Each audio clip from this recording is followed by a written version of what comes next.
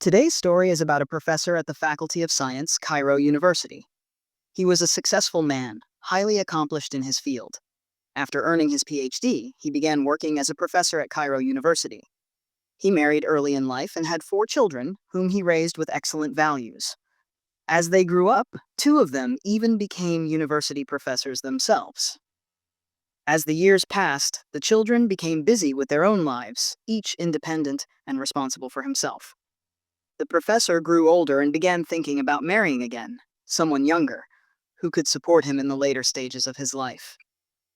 In 2003, he chose a woman named Amal, who was 33 years old at the time. He admired her, she agreed to the marriage, and they married. He brought her to live with him in the same apartment where he had lived with his children, in the Al Umranaya area. Over time, problems slowly began to appear between Amal and the professor's children. They were uncomfortable with her, and she was uncomfortable with them.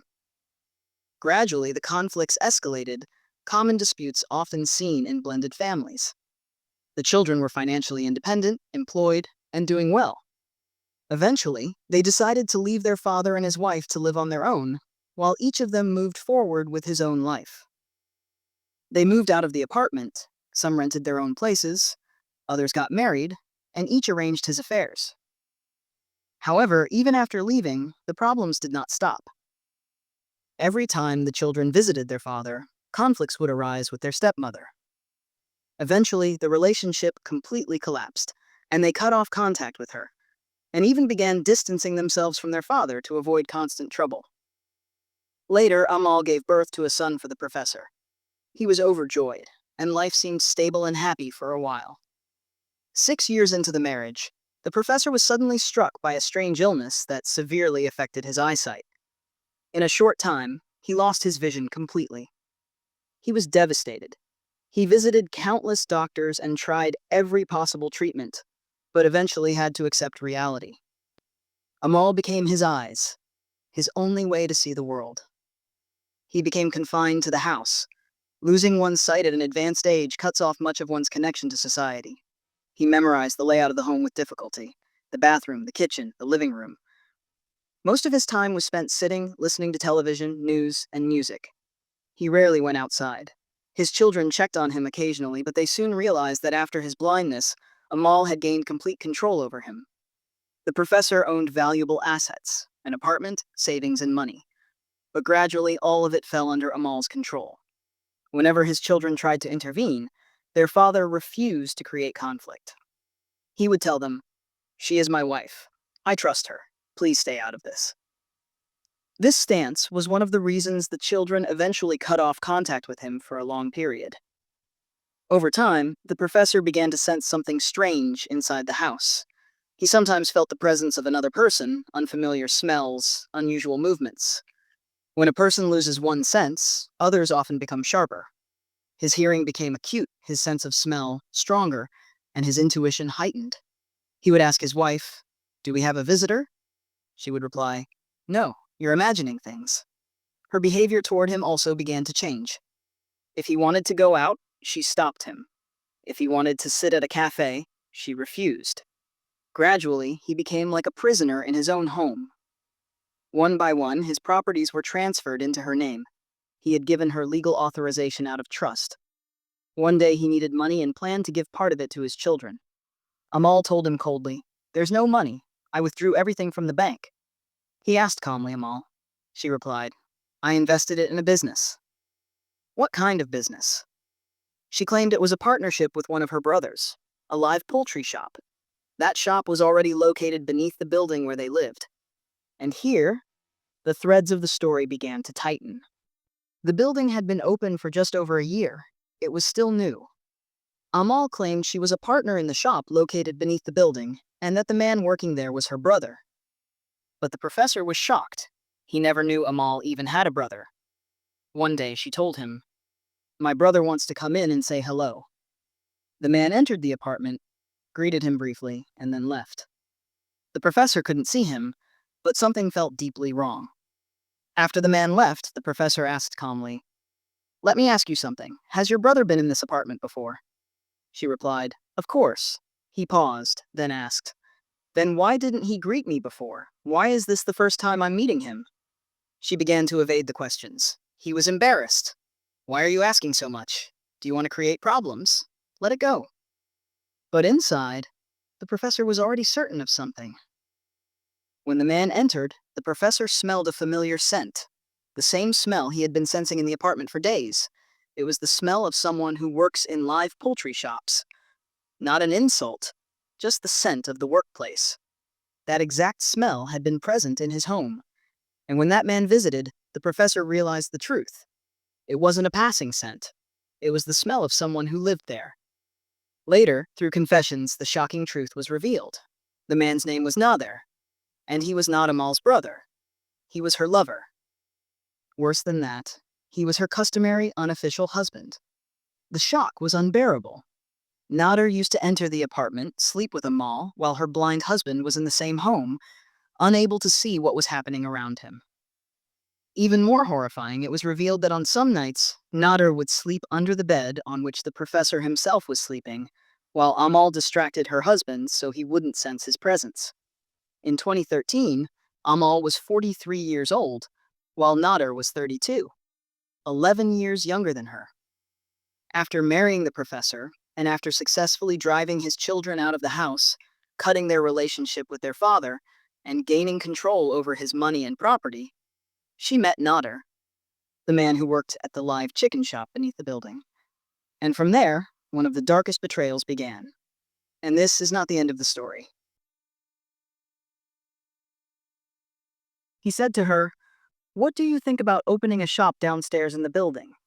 The shop originally belonged to her husband. He then asked her to support him with the money, and since they were lovers, they had become deeply attached to one another. He suggested that she withdraw the money from her husband's bank account and give it to Nader. Indeed, they opened a poultry shop together under the claim that it was a partnership. Nader, driven by greed, planned to deceive her. She, under the pressure of emotion and love, was vulnerable to being manipulated. Yet at the same time, she wanted him to become even more attached to her. After some time, he told her he had another project. She went and sold 2 apartments that were registered under the professor's name, withdrew the proceeds, and handed them over to Nader. Nader began taking large sums of money from her from time to time, and she gave them to him excessively because she was obsessively attached to him. He constantly told her, "We have to get married, so people will see that we're together." She told him, "You know what? We'll hide the professor and never let him leave the house." And that is exactly what she did. The professor remained imprisoned for 3 full years, never stepping outside.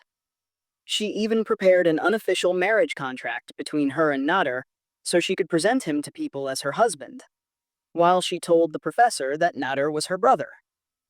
The professor sensed that there was something strange between Amal and the man she called her brother, and the supposed husband was not convinced by this story at all. In his final days, he tried to contact his children, but she had taken his phone completely, refused to let him leave, and locked him inside the house. The poor man began waiting for her to step outside, then tried calling out from the window or shouting to the neighbors. If he heard a neighbor climbing the stairs, he would knock on the door and call out to him. Amal discovered his attempts every time. She beat him, tied him up, and sealed the windows tightly. At one point, he confronted her, saying he knew that this man could not possibly be her brother and that something strange was happening in the house. He asked her about his property, his money, and why she showed him no respect. She beat him, threatened him, and then decided to get rid of him. She called Nader and told him, "We're going to be exposed. This man, the moment he gets a chance, will tell people the truth. He'll say, 'You're not my brother,' and people keep asking about my husband. No one knows where he disappeared. Everyone thinks he traveled or divorced me. No one knows he's here in the house." Her husband's children had already cut ties with him because of her, as she prevented them from contacting him. She told Nader, "Let's get rid of him before the truth comes out and they demand their property back. Then we'll be in trouble. Everyone in the building knows about you and Amal, and they think you're her husband. Everyone knows the professor has vanished and no one has seen him." And one day, Amal and Nader carried out their plan and killed the professor. They did not stop there. After committing the crime, Nader and Amal cut the professor's body into 8 pieces. Nader placed the remains into black bags, then transported them at night and dumped them into the garbage container located beneath the building, near the poultry shop that he currently owns. The choice of location was not random. Nader had devised a calculated plan. He decided to mix the body parts with the chicken waste produced by the shop's daily operations. Chicken heads, legs, feathers, entrails, and all the remnants that usually remain after cleaning poultry. He was betting that anyone who smelled a foul odor or opened the container would automatically assume that what they were seeing was nothing more than rotten chicken waste, and would not suspect the presence of a human body. However, Nader's bad luck manifested in 2 critical ways. First, the smell of the corpse was far stronger than the odor of poultry remains. Second, the sanitation company was delayed in emptying the container. As time passed, the stench began to spread intensely throughout the area. The neighbors noticed it, their discomfort grew, and they reported it to the authorities. The police arrived at the scene, and when the container was inspected, the shock was overwhelming. A human body cut into 8 pieces, mixed with chicken remains. The authorities did not need much time to identify the source of the poultry waste, as the container was located directly opposite the poultry shop. As a result, suspicion was immediately directed toward Nader. He was arrested and did not withstand the interrogation for long. He collapsed and confessed. Nader claimed that Amal was the one who incited him, that she provided the money, and that she planned the crime, attempting to place full responsibility on her. Amal, on the other hand, initially tried to distance herself and claimed that Nader was the reason, and that he entered her apartment only for that reason, in an attempt to silence the doubts her husband had been harboring for some time. But this account did not hold. It soon became clear that Nader was her husband in an informal, customary marriage, and that she had tried to conceal this fact from everyone. The investigation also revealed that she had withdrawn all the money from her husband's bank account, registered the apartment in Nader's name, and was planning to marry him officially and live with him after putting an end to the professor's story once and for all. But things did not go as they had planned. It was also revealed that the professor had repeatedly tried to contact people and seek help, which pushed them to hasten his elimination. After the crime was discovered, the victim's children arrived. Only days earlier, they had filed several formal complaints at police stations demanding to be allowed to see their father, after their relationship with him had been cut off for more than 3 years due to their stepmother. When the truth finally came to light, it became clear to everyone that the father's separation from his children had not been by choice, but because he had been living under pressure, injustice, and physical abuse, effectively detained inside his own home, restrained and imprisoned between his wife and her lover, Nader. On the day of the trial, after reviewing the evidence, confessions, and facts, the final verdict was issued: the death penalty for Amal and Nader. Thus ended the story that began with betrayal and greed, and ended in scandal and blood, with justice having the final word.